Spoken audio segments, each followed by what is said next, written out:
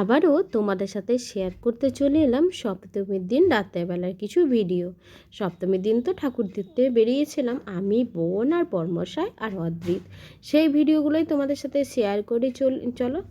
যেহেতু সেদিনটা আমার কোনোই ঠিক ছিল না যাব বলে, কারণ অনেকটাই রাস্তায় ভিড় ছিল, আর অদ্রিত যেহেতু বাড়িতে কাঁদবে সেই জন্যে কিন্তু ওকে একা রেখেও যাওয়া যাবে না। তারপরে অনেক ভাবলাম, তখন কিন্তু বোন বলল চল 4জন মিলেই যাই।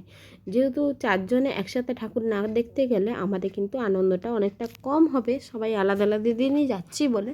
কিন্তু বোন আলাদা যদি ওর জিজুর সাথে যায় তাহলে কিন্তু ও এতটা আনন্দ পাবে না, কারণ আমি আর অদ্রিত না গেলে আমাদের এত হাসি ঠাট্টা হবে না, সেই জন্য। তা বলতে বলতে সবাই মিলে বেরিয়ে পড়লাম, আর রাস্তায় তো একটু ভিড়ই ছিল। সপ্তমীর দিন বলে কথা, আর বৃষ্টি তো হয়নি সেদিনকে, সেই জন্য কিন্তু অনেকটাই ভিড় ছিল। আর প্রথমেই আমরা চলে এলাম বিধাননগরে ঠাকুর দেখব বলে। যেহেতু আমরা কিন্তু বাড়ি থেকে কোনোই ঠিক করে আসিনি কোথায় ঠাকুর দেখব, কি দেখব, কটা দেখব বা কি করব। তাই প্রথমেই ঠিক করলাম যে বিধাননগরটা আর মারকুনি আর ফুলজোর দেখব, কিন্তু মারকুনি তো আর দেখা হয়নি, তাই কিন্তু বিধাননগরটা প্রথমেই ঢুকে পড়লাম ঠাকুর দেখার জন্য। রাস্তার ধারেই যেহেতু পড়েছিল ওই জন্য। আর এখানে ঢুকেই দেখো কিছুক্ষণ ভিডিও বানাচ্ছিলাম, আর তারপরে মণ্ডপের দিকে আস্তে আস্তে ঢুকে পড়েছি। আর প্যান্ডেলটা ঢুকতেই এত সুন্দর প্যান্ডেলটা নজর কেড়ে নিয়েছিল, সেটা আর তো বলার কথা নয়, তোমরা তো ভিডিও দেখলেই বুঝতে পারবে। দেখো কত সুন্দর করে হাড়ির মধ্যে প্রদীপগুলো সাজিয়েছে, আর সমস্তটাই হাতের কাজ দিয়ে করেছে, আরোই ভীষণ ভালো লাগছিল দেখতে।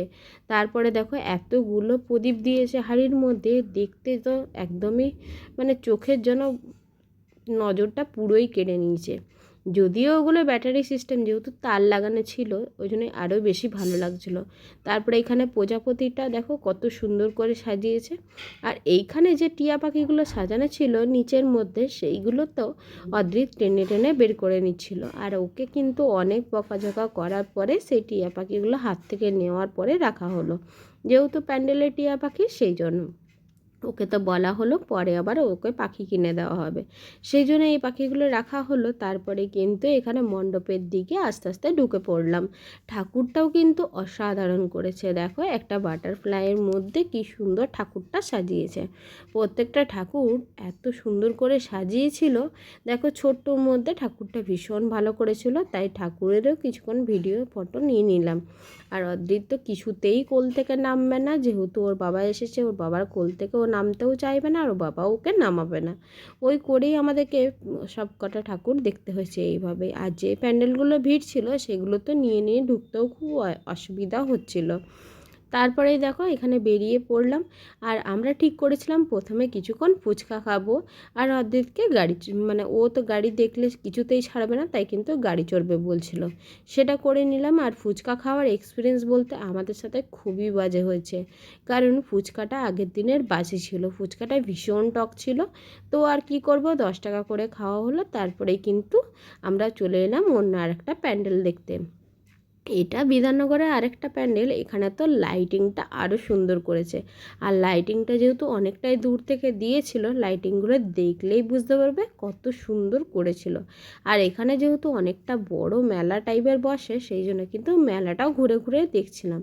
আর প্যান্ডেলের ওপরে যে লাইটিংগুলো ছিল, সেই লাইটিংগুলো যখন পুরো চারিদিকে ঘুরছিল, তখন তো অদ্রিত আরও চোখ মানে ওপর দিকে তাকিয়েও বেশিরভাগ দেখছিল। আর এখানে ঘোড়া দুটো দেখো কি সুন্দর করে সাজিয়েছে, এইগুলো বেশিরভাগ পাটকাঠি দিয়ে বানিয়েছে, সেটাই দেখলাম। আর মাদুরের যে জিনিসগুলো হয় না, সেই জিনিসগুলো দিয়ে করেছে, ওই জন্য কিন্তু ভীষণ ভালো লাগছিল।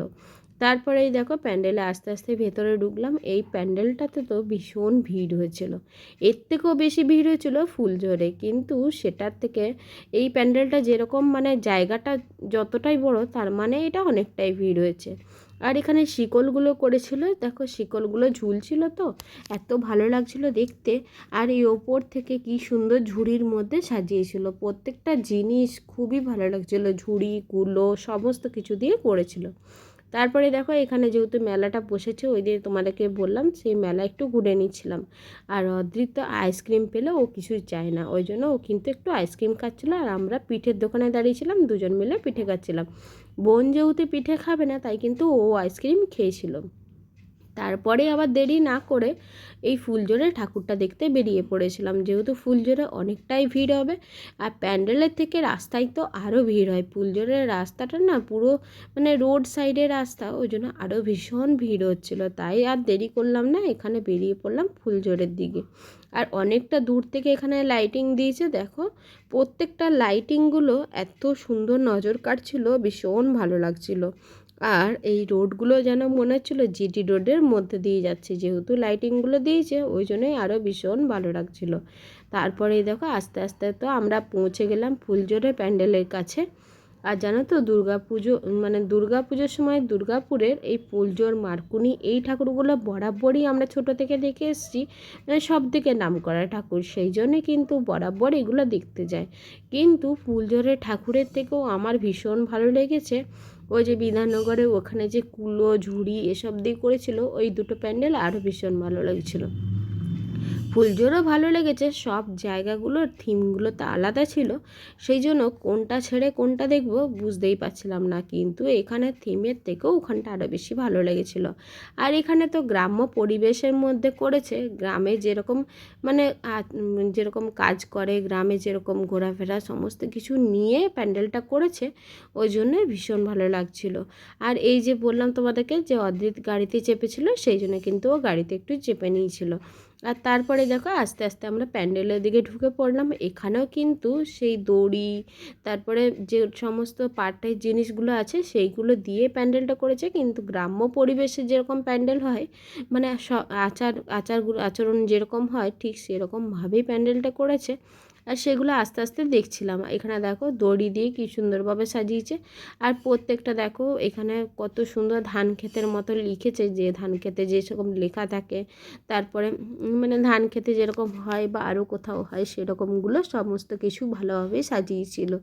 সেগুলো দেখতে দেখতে প্যান্ডেলের ভিতরে যে কখন ঢুকে পড়েছি, আসলে ভিড়টা বেশি ছিল না, সেই জন্য সবাই ঠেলে ঠেলে এক ধার থেকে আরেক ধারে নিয়ে চলে যাচ্ছিলো। তাই এখানে আর সেভাবে ভালো করে যে ভিডিও করা, ভালো করে যে ফটো নেওয়া কোনোটাই নিতে পারিনি। ওই ভিড়ভাড়টার চক্করে কয়েকটা ফটো তুলেছিলাম, সেটা ওপর করে, কিন্তু খুব একটা যে ভালো এসেছে সেটাও নয়।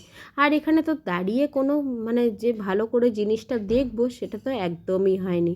তারপরেই তো মণ্ডপের ভিতরে আস্তে আস্তে ঢুকে পড়লাম। আর এখানে দেখো ধানের শীষগুলো কী সুন্দর দিয়েছে, ওপর থেকে ঝুলছিল। এখানে গরুর গাড়ি করেছিল। সমস্ত প্যান্ডেলটা মানে ওভারঅল খুবই ভালো করেছিল।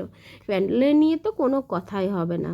আর ফুলজোরে প্যান্ডেল আমরা বরাবরই দেখে এসেছি, খুবই ভালো হয়। ফুলজোর মারকুনি তো কোনো কথাই হয় না, কিন্তু এখন তো আরও সব জায়গাগুলো ভালো করে, তাই জন্য কিন্তু সবার থিমগুলো যেহেতু আলাদা আলাদা, কোনটা ছেড়ে কোনটা ভালো বলবো এগুলো কিন্তু বলাটা মুশকিল। তাও তার মধ্যে বলছি, কিন্তু আমাদের যে বিধাননগরে প্যান্ডেল দুটো দেখলাম, ওই সেক্টর 2 আর স্যান্টোস যায়, ওগুলো কিন্তু থিমগুলো বেশি ভালো লেগেছিলো। আর এখানে দেখো প্যান্ডেলের ওপরটা কী সুন্দর করে সাজিয়েছে। বোন আর আমি দুজনে তো অবাকভাবে দেখছিলাম, ও তো একদম হাঁ করে দেখছিল। ওকে বলছিলাম এরকমভাবে দেখিস না, মুখের মধ্যে মশা পড়ে যাবে।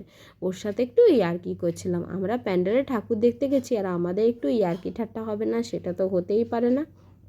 আর আমি ছোটো থেকেই কিন্তু দু বোনেই একসাথে ঠাকুর দেখতে যেতাম। আগে যখন বাবার সাথে দেখতে যেতাম তখন তো বাবা, আমি আর বোন তিনজনা। এখন যখন বড়মশাইয়ের সাথে যাই তখনও কিন্তু তিনজনাই যায়। এখন তো অদ্রিত এই বছর থেকে অ্যাড হয়েছে, যেহেতু আগের বছর পর্যন্ত ওকে সব জায়গায় নিয়ে যেতাম না। এই বছরও সব জায়গায় নিয়ে যায়নি, কিন্তু প্রথমে একটা জায়গায় নিয়ে গেছিলাম, মানে সপ্তমীর দিন বের করেছিলাম।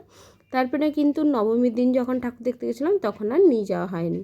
আর তারপরেই দেখো এখানে স্বর্ণ মন্দির করেছে। বোন সেটা আগের থেকেই বলছিল যে অমৃতসরের যে স্বর্ণ মন্দিরটা আছে সেটা তো করেছে, ওটা তো আমি দেখবই। আর সেটা যেহেতু খুবই ভিড়টা আজকে একটু কমই হবে, তাই ভাবলাম যে আজকেই যাব। আপাতত এখন অদ্রিত কোল থেকে নেমেছে, মানে ওকে কোল থেকে নামানো আমাদের একটা বিশাল চাপের ব্যাপার। আর এখানে দেখো প্যান্ডেলে ঢোকার আগে শুধু লোকের মাথায় দেখা যাচ্ছে, এতটাই ভিড় হয়েছিল যে কোন দিক দিয়ে ঢুকবো, দুটো গেট ছিল, কোন দিক দিয়ে ঢুকবো কোন দিক দিয়ে বেরোবো বুঝতেই পারছিলাম না। তা বলতে বলতে দেখো আমরা তো দুজন দুদিক দিয়ে ঢুকে পড়েছিলাম, আমি আর বোন দুজনা হাত ছাড়িনি। সেই জন্য কিছুটা রাস্তা একসাথে যাওয়ার পরে আমরা আলাদা হয়ে গেছিলাম, আর দুজনে কিন্তু হারিয়ে গেছিলাম, মানে বরমশাই একদিকে চলে গেছিলো আর আমরা একদিকে চলে গেছিলাম। সেই জন্য দুজনকে আর খুঁজেই পাচ্ছিলাম না আমরা। তারপরে কিন্তু অনেক খোঁজাখুঁজির পরে খুঁজে পেলাম। ফোন করা হচ্ছিল, তারপরে কিন্তু ফোনের এত আওয়াজ উঠছিল বাইরে থেকে যে ফোনের আওয়াজও কোনো শোনা যাচ্ছিল না। তারপরে অনেকক্ষণ পরে আমরা কিন্তু একসাথে হলাম।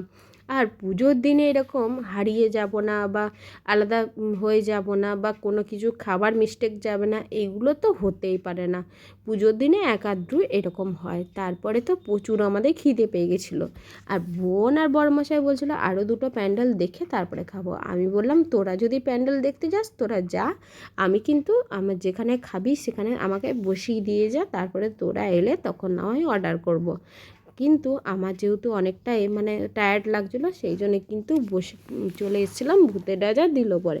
আর যেহেতু অম্বুজা থেকে একদমই সামনে, সেই জন্যই কিন্তু এইখানেই আমরা প্রেফার করলাম। আর আমরা কিন্তু অম্বুজাতেই লাস্ট ঠাকুর দেখতে গেছিলাম। আর ঢোকার পরেই যেখানে কার্টুনের যে সেজে দাঁড়িয়ে থাকে যে দুটো দাদা, সেই দুটো দাদার সাথে অদৃত্য হ্যান্ডশেক করে নিল, আর ওইগুলো দেখতে ওর ভীষণ ভালো লাগছিলো। তারপরেই আমরা সবাই মিলে ডিসকাস করছিলাম যে কি খাওয়া দাওয়া করব কি না করব। আমি বেশি ডিসকাশন করিনি, কারণ আমি তো তোরা যেটা খাবি সেটাই আমি খাবো এরকমই বলেছিলাম। তাই জন্য কিন্তু আমি চুপচাপ বসেই ছিলাম। ওরা দুজনেই একমাত্র খাবারের ডিসকাশন করে অর্ডারটা দিয়েছিল। আর অদৃত্য ও বাবার সাথে হাত ধুতে গেছিলো, যেহেতু ও অনেকটাই নোংরা ঘাটছিল, তাই জন্য সব প্যান্ডেলে হাত দিচ্ছিল, সমস্ত জায়গায় হাত দিচ্ছিলো, তাই কিন্তু ও হাত ধুতে গেছিলো। আর সেখান থেকে আসার পরে আমাদের দুজনাকার মাঝে বসে পড়লো, আর ওর বাবা ওই সাইডে বসেছিল। তারপরে কিন্তু আমরা সবাই মিলে খাওয়া দাওয়াটা করলাম। যেহেতু আসতে অনেকটাই দেরি হয়েছিলো, তাই অনেক কিছু ভিডিও বানিয়েছিলাম মিডিলে। তারপরে কিন্তু আমাদের অনেক হাসি ঠাট্টা চলছিল, যেহেতু পাশেও ছেলেগুলো বসেছিল, ওরা এমন একটা কথা বলছিল, খুবই হাসি পাচ্ছিল। তারপরে দেখো আলটিমেট আমাদের খাবারগুলো এসেছে। এখানে ছিল মিক্স ফ্রায়েড রাইস, তারপরে কুলচা ছিল, আর কিন্তু ছিল চিকেন দো পেঁয়াজা, আর ছিল হান্ডি চিকেন। এই দিয়ে তো রাতে ডিনারটাও কমপ্লিট করলাম। তারপরে বাড়িতে এসে সেভাবে কিছুই ভিডিও বানাইনি। আজকের এই ছোট্ট ভিডিওটা তোমাদের কেমন লাগলো জানিও তো। আর আরও তোমাদের সাথে পুজোর নানান ভিডিও শেয়ার করব। ততক্ষণের জন্য তোমরা সবাই ভালো থেকো, সুস্থ থেকো, টাটা।